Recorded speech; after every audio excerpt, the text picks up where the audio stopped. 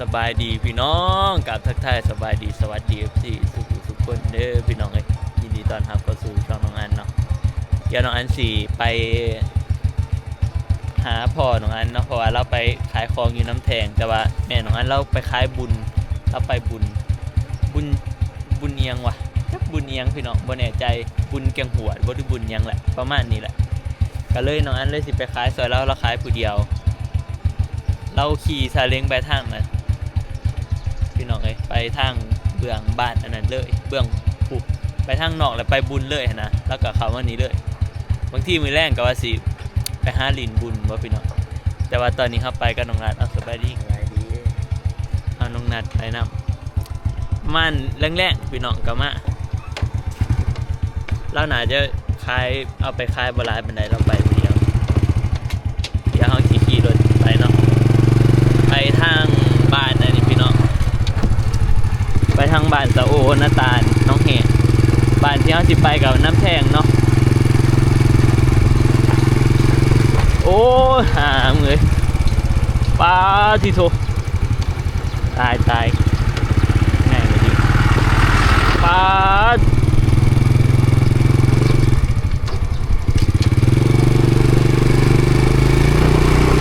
ง่ายพี่น้องมึงย่านชีว่าวกับย่านพุ่นเข่าป่านี่แหละทางไปเนาะประมาณนี้ก็ง่ายประมาณนี้แหละถ้ามีรถใหญ่ผ่านก็จะสิบ่เห็นคนไปแล้วพี่น้องเขาเฮ็ดทางใหม่เลยเนาะที่ยังบ่มีคุมว่าท่านไปได้ยินว่าเขาเฮ็ดอยู่หอนี่นะโอ้รถจกเขาจะมาเอาดินอยู่นี่เนาะเขาเห็ดน้องเลยเนาะเขาจกดินเห็ดน้องเลยป้าบึกเลิกมันหนึ่งอยู่นี่กันเขากับแปลงใหม่เฮ้ยป้าพี่น้องเดี๋ยวเขาขี่รถจักรไปกันเนาะพอดีขี่ไปข้าวหนึ่งพี่น้องอันนี้บ้านทางแห่งเนาะหรือว่าบ้านน้องแห่งนั่นเองเขาจะเห็ดทางใหม่พี่น้องเขาตันไว้เขาเห็ดไปหอดกูเลยเขาตันไว้เลยเนาะเขาเห็ดแบบเป็นทางเดียวไปเลยเขาบริเห็ดที่ละน้อยเขาเลยต้องตันไว้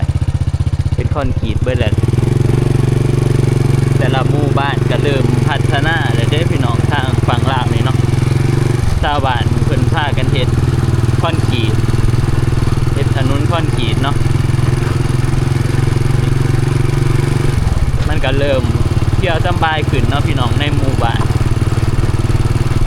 มันก็อาจจะว่าท่านแล้วไปโหลดนะแต่มันก็เริ่มดีขึ้นที่ละน้อยนั่นแหละโอ้คืนจน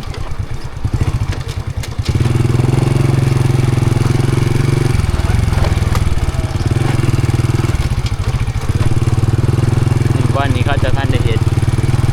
เขาเริ่มเห็นแถวหมู่บ้านก่อนพี่น้องตอนนี้เขาก็เดินทางมาหอดเลยเนาะมากับน้องนัดเขาจอดรถไว้ที่ไหนอันนี้ก็มีคนมาขายอยู่เนาะพี่น้องก็บ่หลายเนาะแต่ว่าก็มีอยู่เพราะว่ามันเป็นบ้านหมู่บ้านน้อยนะคนก็บ่หลายนะก็เลยคนมาขายหน่อยเนาะพี่น้องคนซื้อก็บ่หลายนะตอนนี้พอน้องอันกับเรามาแล้วก็พอดีเราก็จัดหาเนาะจัดตั้งโต๊ะพี่น้องเดี๋ยวน้องอันสิมาขายซอยเรามื้อนี้เดี๋ยวมาเบิ่งว่าคนสิหลายอยู่บ่พี่น้องอยู่บ้านนั่นนี่เนาะคนสิหลายอยู่บ่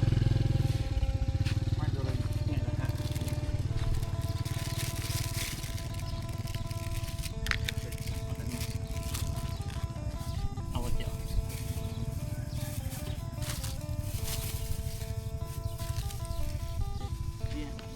อะไรก่อน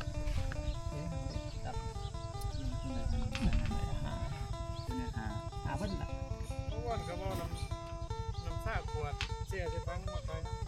เดี๋ยวก็ใส่ซาอุยซีนะหาเนาะตัวนี้พวกเขามาแซมเดี๋ยวหมอเดี๋ยวน้องอันสิขายเองเขาเต็งกันเขาเลือกเอาแต่บาทเป็นยังไงเป็นบาทกัน เลยเนาะตัวอุ้ยมันหยาอย่างนี้เกือบประเดี๋ยวถึงเอาปรุงใส่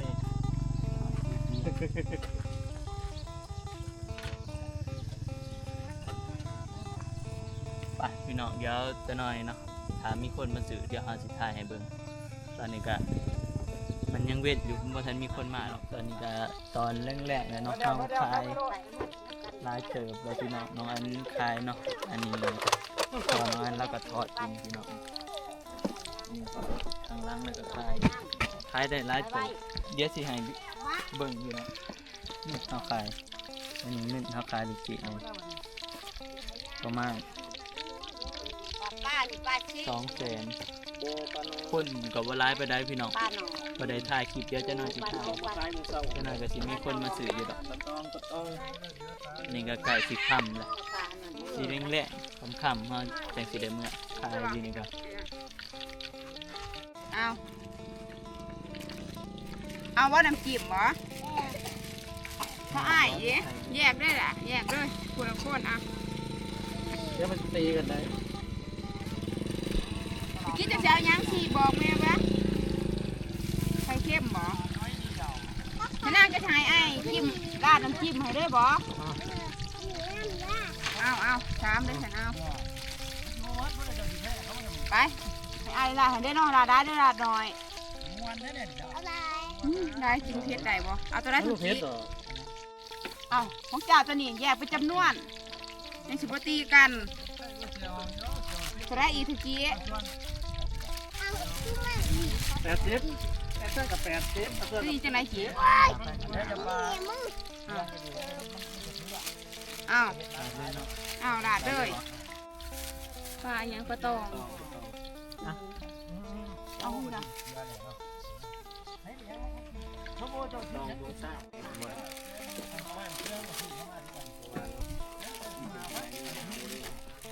ตัวนี้เช้าตัวนี้เท่าไรเบิ้งแม่เบิ้ง30 50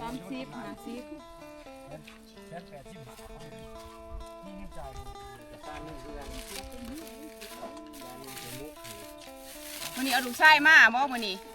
พ่อแม่ไปขายยูน บ่บุญบาทยังเกาะ วันเสาร์ โอ้วันเช้า มีคนมาหนีรถได้มาต่อย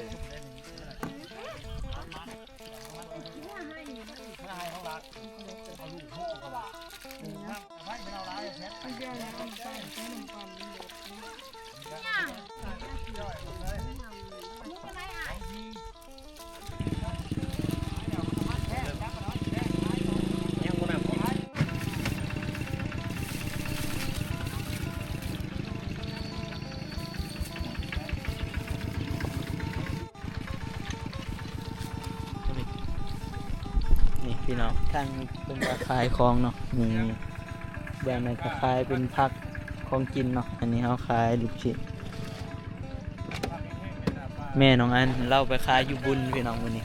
เราไปขายอยู่บุญอันน้ำแทงเนาะเป็นน้ำแทงว่ะอยู่บุญกายอหย่างบันเศร้าบุญบันเศร้าพี่น้องเฮามาขายน้ำแทงแม่น้องอันไปขายอยู่บุญบันเศร้ามีปลาอีกได้พี่น้องอันนี้ปลาแล้วขายไปเดี๋ยวมาถาเบิ่งว่าเขาสิได้เมื่อจากมุกพี่น้องสีค่ำๆเป็นสิได้เมื่ออะไรแล้วเนาะ นี่ละ80พัด ตมป่าแซ่บแซ่บมันกินบดน้ำบดนายอาลีลูกคนจะได้ไปกินบด โอ้ยได้บ่ถึงเลยพวกข้าได้บ่ถึงกันพวกข้า ถอยมุกมายานี่ พวกข้าเกินผู้สาวอยู่นะนี่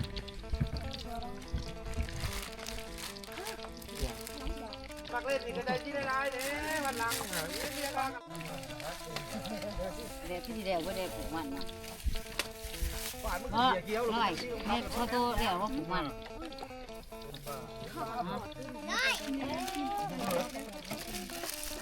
ก็หนูอยากปลาตอง ตัวเล่นอยู่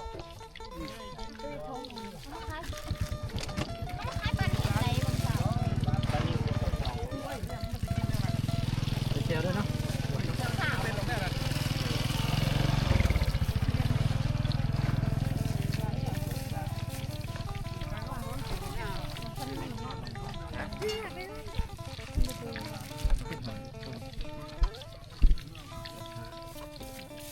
ทราบผมมาขายนี่เล็กกว่าตัวเวลาพูดน้อยอยู่ จะให้ของขาตัวถุงใหญ่ ดี มันเนาตา ยังมาวัดข้านตลาดยังว่า ไอ้ทุ่งใหญ่ลูก ทุ่งทุ่งหิน โม่ขายได้เลย ไอ้แม่เฮ้ย โอ้ใช่มีด้วย บ้าไม่ไหวเอาไปให้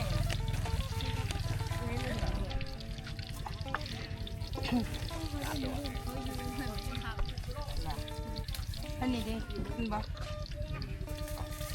ใช่ไว้ก็เหลือใหญ่ได้แล้ว ยังน้ำร้อน คิดเข้ากับนี้จัน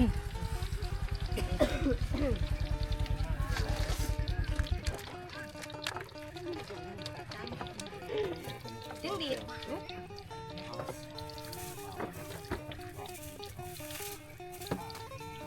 เข้าไปยังไง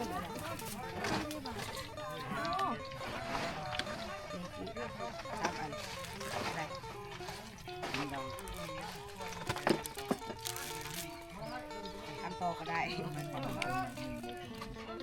ถ้าเอาออกไปแล้วเอาให้ตี มันจะรู้ระดับอะไรไหมเดี๋ยวจะลงดับเลย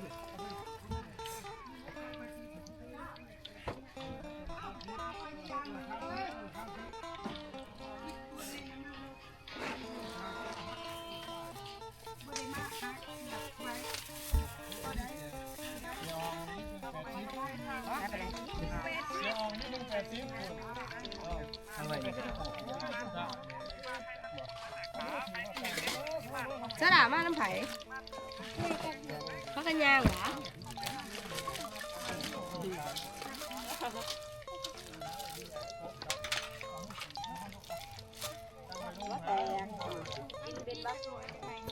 ดีว่ะ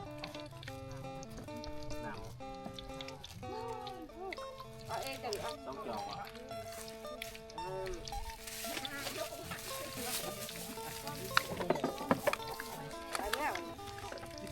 อยากกินได้หนิผมชอบว่าจะเกลือเลย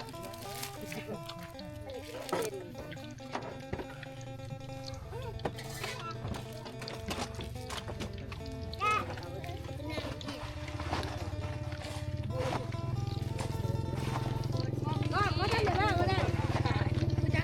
ในกระพันไม่รวมดีนะเท่าไหร่ กระตองของไผ่ที่บ้านเขาตัวของไผ่ ของเช้านะ เรียกมาเบิ้งบังลาครับปลาปตองกับมีบ่ จะตัดตองเลย ตัวใหญ่ปลาแก้วบ่มีเนาะ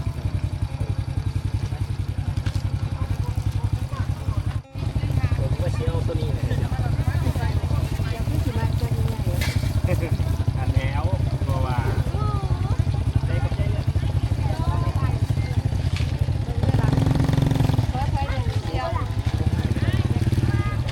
ยังแน่อยากได้ปลาแก้วบ่มี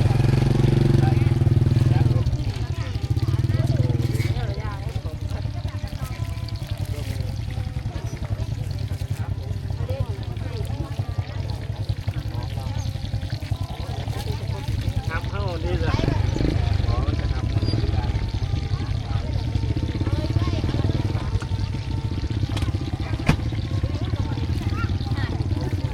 ูมาเด้อปะตองสิวัดเด้อเล่ากัน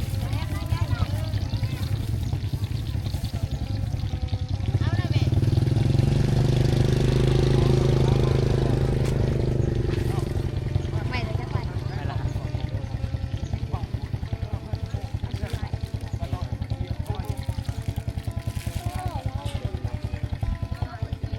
เฮ้ยท่านได้ไหนวะล่ะก่อนใช้สัตว์มวนหาจะหึงอยู่ท่านใด ย่างนี่นี่ว่าใส่หมูฮะแดกทำฮะบ่มีบ่มีบ่ได้กินเด้อสัตว์ เด็ดตัวสดมาใหม่ เด้อ เอาไหม ใส่ชุดใส่แกงหูมี่วะนี่ เทียนออกได้ เราเป็นเอาต้นน้ำ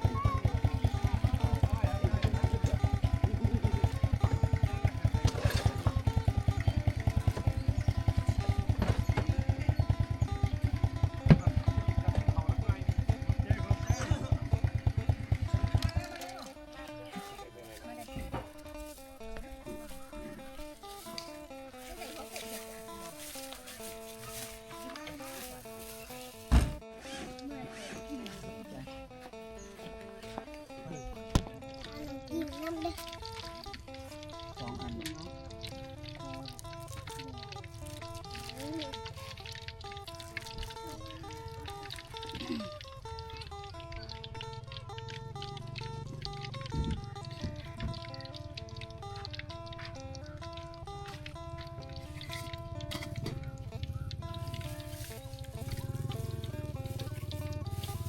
อ๋อไม่เอาเลยเชื่อจังสิบ่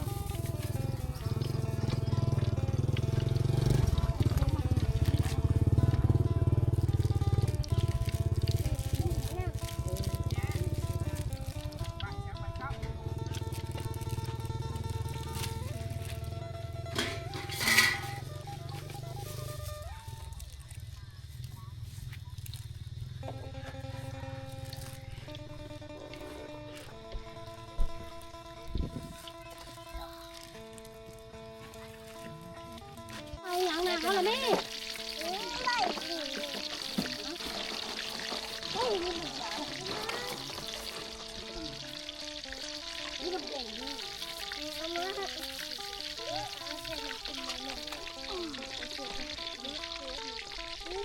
กูจะได้ยัง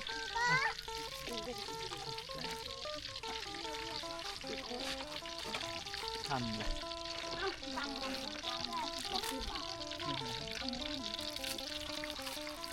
เป็นนางมาถึงก็มาเลยก็กลัวมันคลายจากเรื่อง หน้าไปแล้วน้ำมันถึงแข้งไปน้ำมันสวย เอาไปที่เนี่ยมาเทียนได้เลย ตาย ใช้ขวดอันนี้ขวดขวดอันนี้ระหว่างที่มานั่งเนี่ยมันใช้บดจอ อ้าว ปลากับกระเบิดนะปลา ว่าพี่น้องตอนนี้ก็ค่ำเลยเนาะขายของ ที่นั่ง ขายลูกชิ้นพี่น้อง ไม่เรื่องมาก พอดีตอนนี้ก็ใกล้สิค่ำเลยจักโมง18:12 นาทีจะน้อยก็สิได้เมื่อบางทีก็ไปบุญเนาะมื้อแรกไปหาดินบุญ แม่นบางทีก็สิไปดินพี่น้องไปหาถ่ายคลิปเนาะสิเบิดได้แหละลูกชิ้นพี่พ่อก็คือสิเศร้าเถาะได้แหละเพราะว่าค่ำนะค่ำละพี่น้องเดินลูกชิ้นเฮาย่างอยู่เนาะแต่เฮาถอดมาทีละหน่อยเพราะว่าผู้ใดมาเฮาก็จังถอดเอาแป๊บเดียวนะเพราะไฟมีแล้วนี่ถอด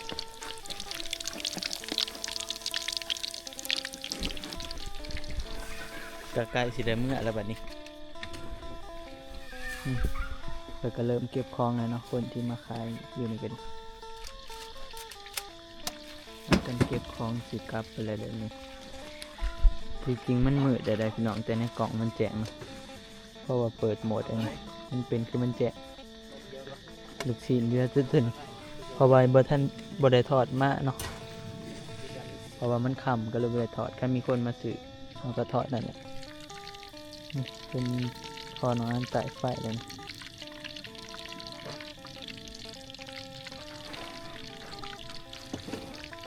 ปัดเมื่อจะเมื่อทางนั้นได้เนาะ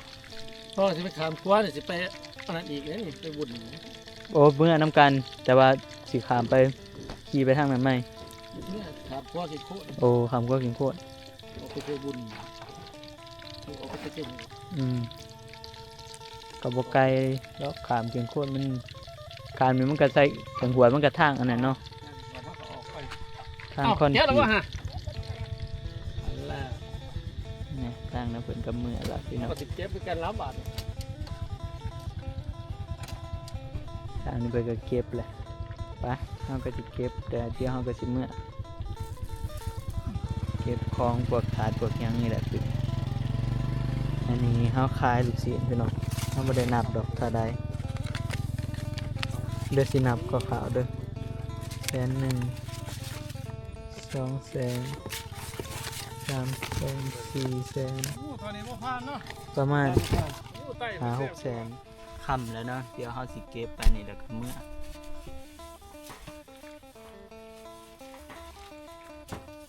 เศษถาดก็ไม่มีมากเอาสิเมื่อเลยพี่น้องแต่พอทำงานแล้วสิเมื่อทางกินโคตรสิออกไปทางนอกนั่นแหละขามไปทางแล้วสิไปแวะบุญอีกเพราะว่าบุญกับอยู่ทางเมื่อต้องขี่ขึ้นไปอีกนะโมเมนทางเมื่อซึ่งว่าเฮาเมื่อนี่เฮาสิขี่เมื่อเลยแต่ว่าคันไปบุญเฮาต้องขี่ขึ้นไปเทิงอีก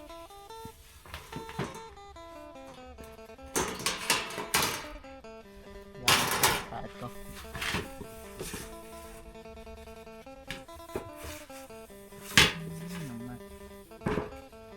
เสร็จกับเบิ้ลดอกต้องไปล้างอีก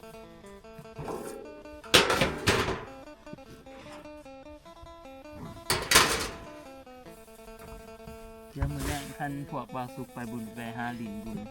เห็นหรอสิไปดินหาลินเตา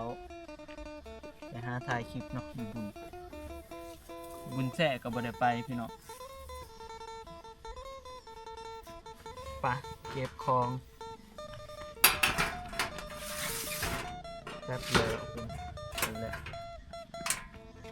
ที่วัดกระบอก ยังอยู่ละเอาวะ ไม่หาพันนี่วะ นี่ มาซ้ำใหม่ โอ้พอดีเลยเดี๋ยวนี้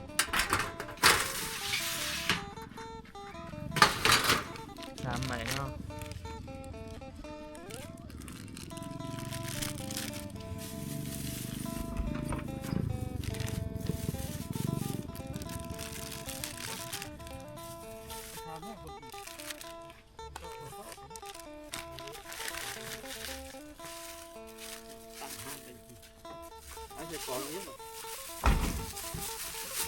โอ้พอดียังมีลูกค้ามาสุดท้ายอีกพอดีเอาทำใหม่สิก็ได้เป็นอ่อนอยู่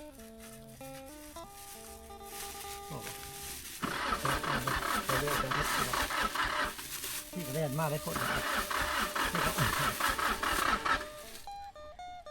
ไปเก็บตัวนี้เอาไปใส่เอาในนี้ในอัน อ๋อสอบใส่ สอบในถุงอ่ะ เอาทุก ใส่กระสอบเดียวบอก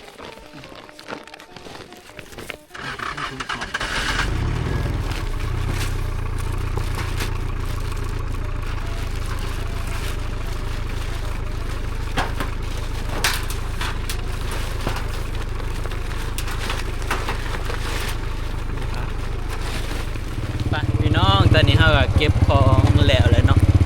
ตอนนี้ก็กำลังขี่รถเมื่อพี่น้องเลยเก็บของเก็บอิหยังแล้วหมดแล้วพอน้องอันก็